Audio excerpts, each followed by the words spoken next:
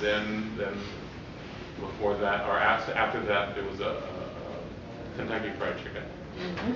And these are particularly nice because, you know, I order a simple meal, simple lunch, and I keep refilling that Diet Coke cup over and over and over again. And what I find is kind of odd is there's a kind of white noise as real customers come and go, and every now and then you get the person who comes over and looks at you and says, "Hey, are you writing?" Yes, I am. You writing a book? Yes, I am. Can I be in it? Asshole number 3 walks into a restaurant. I gotta tell you, it's sort of like this, my favorite writing story about, I just say most of the time, 99.9% of the time it's fantastic. One time, several years ago, my wife and I were on our way to a we used to tour with the Grateful Dead, big Deadheads. And we used to go out, and when the Dead were around, we'd go out and go drive hundreds of miles to go see the Grateful Dead show. And such was the case. We were heading out to a show in Kansas City, which is when we were living in St. Louis. And we were just about, we were packing up to leave the house, and the mail came. And in there is an invitation and a contract from none other than the late Philip Jose Farmer to write a story for the Riverworld, a story for anthology of Riverworld stories. And I looked at this and I thought, you know, the money that they're offering will pay for this trip, but it was on short deadline. So I thought, okay, I got an idea. I'm going to write the story on during the trip. I'm going to be gone on the road for a few days, and I can do this. So I grabbed the research material that I needed, which wasn't much. It was a copy of To Your Scattered Bodies Go, and a pocket notebook, or not a pocket notebook, but a spiral notebook and pens. And then, you know, the Grateful Dead, when they used to tour, they used to have a big parking lot scene. And that was like half the fun of going to Dead shows, and people sitting out in the parking lot or whatever, waiting for the concerts to go. And so this particular time, I just sat up, I found a shady place, and I brought my head back up against the wall, and I sat there and read and wrote my story. And it was the same damn thing. You was just saying, "What are you doing?" "I'm writing a story." "Oh yeah? Can I be in it?" "Yeah." Asshole number 3. You know, and then, you know, coming in there. But it was actually kind of good because being in what I wrote, how many people are familiar with Riverworld and To Your Scattered Bodies Go? Okay. The concept of this is, in the Riverworld, is that everybody who ever lived has been reincarnated on the Riverworld. Everybody who's ever lived in the history of man has been reincarnated on the Riverworld. So I began to wonder what happened. Women too. What? Women too.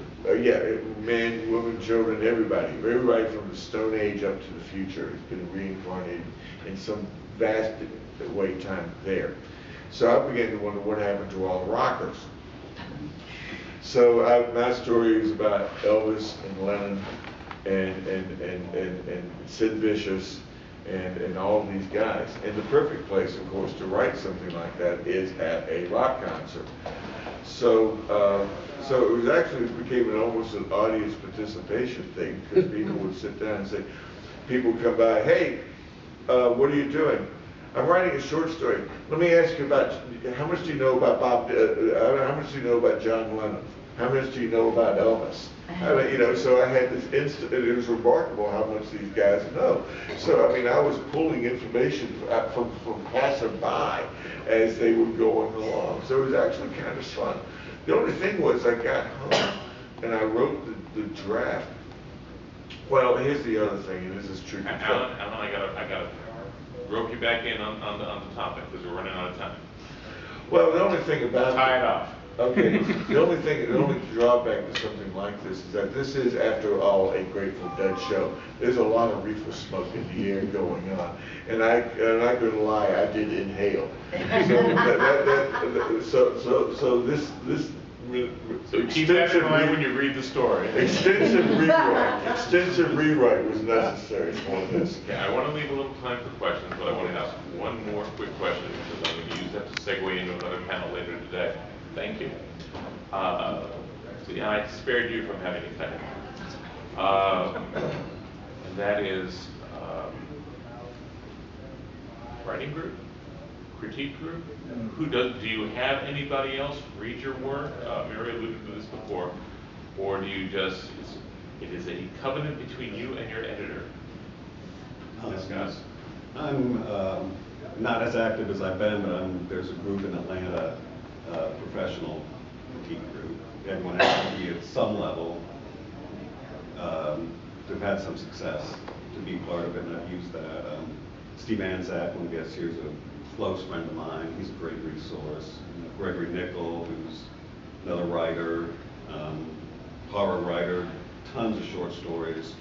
He's sold in anthologies and magazines and everything. But these people who read, they are themselves writers as well? Yes. Okay. Yes. As opposed to a group of first readers that who aren't writers, in fact, but who you send something to see if it's landing for them the way you intend. I think everyone I would send it to is a writer. I mean, my wife's a writer even, so she reads too. You know, for her, it's more, when we read each other's stuff, it's more, oh, honey, you wrote a story than critique, because you cannot critique someone you're married to, really. If you want to stay married to them. I do.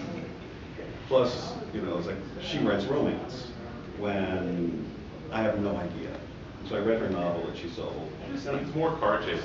And I'm asking her questions. She's like, that's part of the genre. That's part of the genre. And I finally realized, I told this story before, I'm asking her, do you really need all these spaceships in Star Trek? So. Very quickly, technical consultants, one of them sitting over there, and then a couple of, I have one or two first readers, neither of whom are writers. In fact, it's important to me not to have writers. I want to have somebody who is going to be reading it, who's able to pick up the book and reading it in that way. I find that all writers are voracious readers, so the two aren't separate. I have two critique groups. One is just a general one, and that is not as valuable to me as the other is crime writers.